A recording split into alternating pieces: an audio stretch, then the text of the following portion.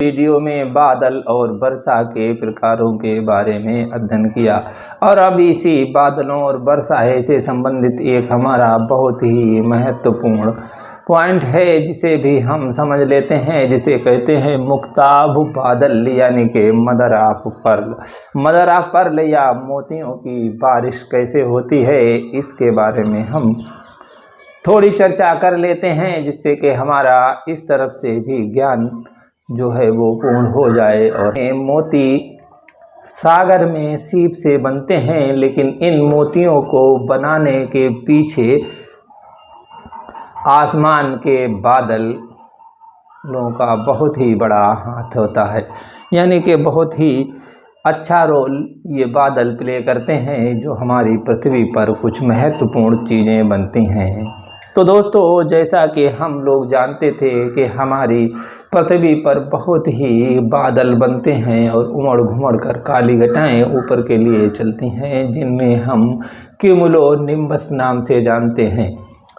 तो दोस्तों, क्यूमुलोनिम्बस ये बादल वो घटाएं होती हैं जो बहुत ही उमड़ घुमड़ कर ऊपर के लिए चलती हैं और हर तरीके के बादलों से बारिश कराती हुई नीचे की तरफ फिर आती हैं। तो इसमें दो जो है वो कैटेगरी होती है। एक हमारा क्यूमुलोनिम्बस बादल में एक ऊपर के लिए उठती है, जिसे कि अप ड्राफ्ट के नाम से जानते हैं, और वहीं दूसरी नीचे के लिए हवा आती है, उसे के डाउन ड्राफ्ट के नाम से जानते हैं। और ये अप ड्राफ्ट और डाउन ड्राफ्ट दोनों एक ही साथ होते हैं और एक ही जगह पर होते हैं। तो ये जब बादल उमड़ घुमड़ कर ऊपर जा रहे होते हैं, तो फिर हमारे उच्च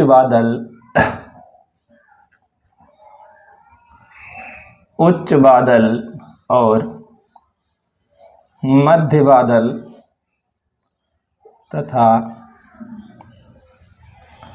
निम्न बादलों में बारिश शुरू हो जाती है। लेकिन इससे पहले भी एक हमारा कुछ टर्म है जिसे हम समझ लेते हैं, क्योंकि हमारे इन बादलों में जो भी बारिश होती है वो सारी बारिश न्यूक्लियाई के पास में होती है, यानी कि बहुत ही महीन कण होते हैं, उन्हीं के साथ में संघनन प्रारंभ होता है। तो दोस्तों, ये संघनन जो प्रारंभ होता है उसके लिए ये कण जमीन से यानी कि हमारी पृथ्वी से ही मिलते हैं, और पृथ्वी के सरफेस पर बहुत से तूफान और हवाएं चलती हैं, जिनसे कि पृथ्वी से उठ कर कुछ धूल कण ऊपर चले जाते हैं। वहीं हमारी पृथ्वी पर ये आग जलती है तो उससे धुआं निकलता है। वहीं एक और टर्म है कि हमारी पृथ्वी पर पीछे हम अध्ययन कर चुके हैं कि ज्वालामुखी होते हैं, और ज्वालामुखी से भी बहुत सी राख और डस्ट ऊपर चली जाती है। तो हम जानते हैं कि हमारी ये पृथ्वी सिलिका की बनी हुई है, यानी सिलिका की परत हमारी पृथ्वी के ऊपरी भागों में पाई जाती है। तो इन सिलिका की परतों से जब ज्वालामुखी फूटते हैं तो सिलिका के कण भी ऊपर धुएं और धूल के साथ ऊपर आकाश में चले जाते हैं, और यही सिलिका के कण ऊपर जाकर बादलों में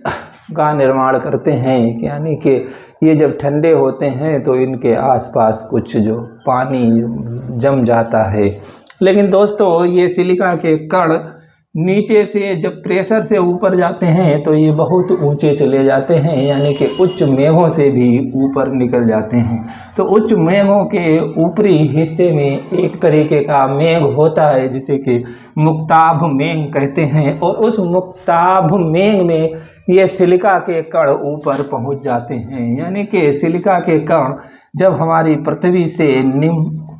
बादल से होते हुए मध्य बादल और ये उच्च बादल के ऊपरी सतह पर पहुंच जाते हैं, तो वहां पर एक तरीके का बादलों का निर्माण होता है, जिन बादलों को मुक्ताभ मेघ यानी कि मदर ऑफ पर्ल बादल कहते हैं। और ये मदर ऑफ पर्ल बादलों में जब संघनन होता है तो यहाँ से जब बारिश होती है तो उसी बारिश से हमारी पृथ्वी पर बहुत सी अनमोल चीज़ें बनती हैं। यानी इस सिलिका से हमारी पृथ्वी पर बहुत ही अनमोल चीज़ें बनती हैं कि ये बादल जब बहुत ऊंचे होते हैं तो इनका टेम्परेचर बहुत डाउन होता है, यानी कि ये -37, 40 और कहीं कहीं तो ये -40 और 50 के बीच में भी पहुंच जाता है, क्योंकि हमारी पृथ्वी के ऊपरी हिस्से क्षोभ मंडल में तापमान जो है वो बहुत ही कम होता है। तो वहीं पर जब ये पहुंच जाते हैं तो इनका भी तापमान बहुत ही लो हो जाता है। तो उस लो टेम्परेचर की वजह से ये बारिश नहीं करते, क्योंकि इनके पास न्यूक्लियाई है लेकिन टेम्परेचर बहुत है और बर्फ़ जमी हुई है और बर्फ़ के कण एक दूसरे से मिल नहीं पाते हैं। तो इसी कमी को पूरा करने के लिए प्रकृति ने इन बादलों की रचना की है। यानी कि ये हमारे बादल बन जाते हैं जिन्हें हम क्यूमुलो निम्बस के नाम से जानते हैं। और ये बादल उमड़ती घुमड़ती घटाएं जब बहुत ही ऊंचे अपड्रिफ्ट चलाती हैं, यानी कि ये अपड्रिफ्ट जब बहुत ऊंचा पहुंच जाता है तो इन बादलों तक पहुंच जाता है और नीचे से थोड़ी गर्मी लेकर ही जाता है और यहाँ जरा इनका टेम्परेचर कुछ डाउन करता है तो ये मुक्ताब मेघ जो है वो बारिश करना शुरू कर देते हैं। और ये मुक्ताब मेघ जब बरसते हैं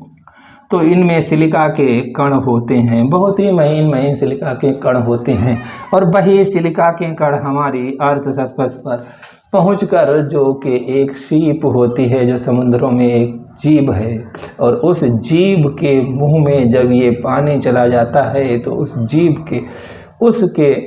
अंदर जो है वो रासायनिक प्रक्रिया प्रारंभ हो जाती है और उससे उस जीव के अंदर जो है वो सीप में मोती का निर्माण हो जाता है, जिसे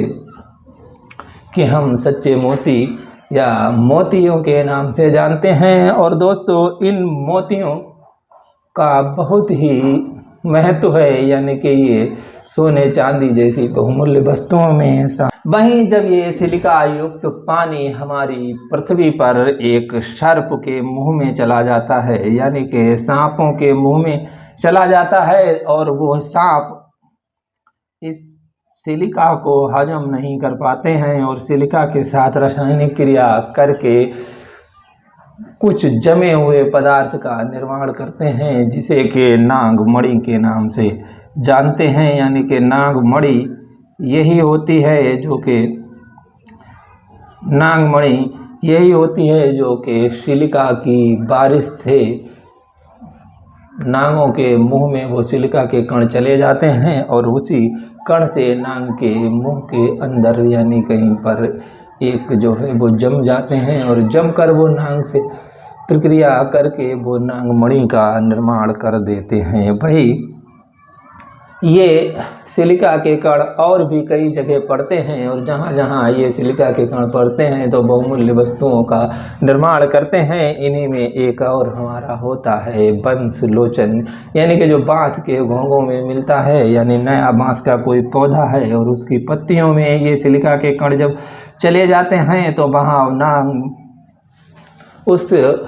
बांस के साथ ही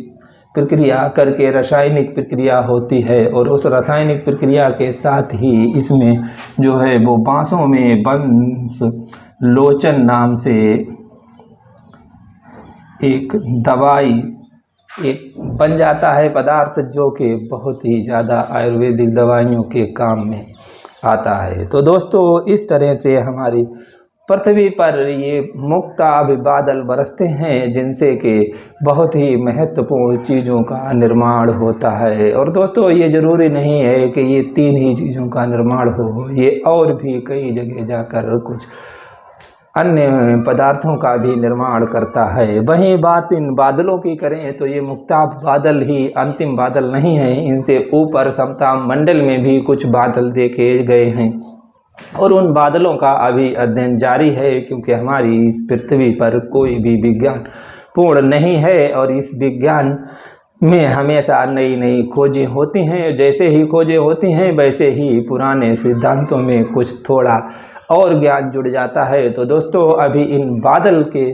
ज्ञान में भी कुछ और ज्ञान जुड़ना बाकी है और हम उम्मीद करते हैं कि आप लोग यानी कि आप ही के जैसे लोग और आप लोग भी जब पढ़ लिख कर वैज्ञानिक बनेंगे तो उम्मीद है कि इस अधूरे नॉलेज को आप पूरा करने में मदद करेंगे। तो दोस्तों इसलिए आप ये समझिए कि ये मानव जाति का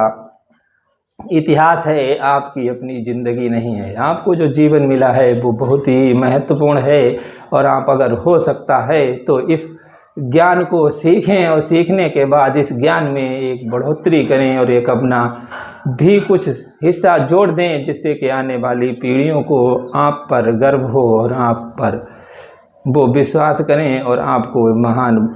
जाने। तो दोस्तों ये अभी जीवन है और जीवन का सदुपयोग करके आप महान बन सकते हैं। तो दोस्तों आज के लिए इतना ही और मिलते हैं हम शीघ्र ही अगले वीडियो में वर्षा के सिद्धांतों को लेकर। तो तब तक के लिए जुड़े रहिए हमारे साथ, और हमारे साथ जुड़ने के लिए हमारे चैनल को सब्सक्राइब करें, और वीडियो अच्छी लगी हो तो लाइक कर दें और अच्छी ना लगी हो तो डिसलाइक कर दें, और कमेंट बॉक्स में बताएं कि क्या कमी रह गई है, हम उस कमी को पूरा करने की कोशिश करेंगे। धन्यवाद।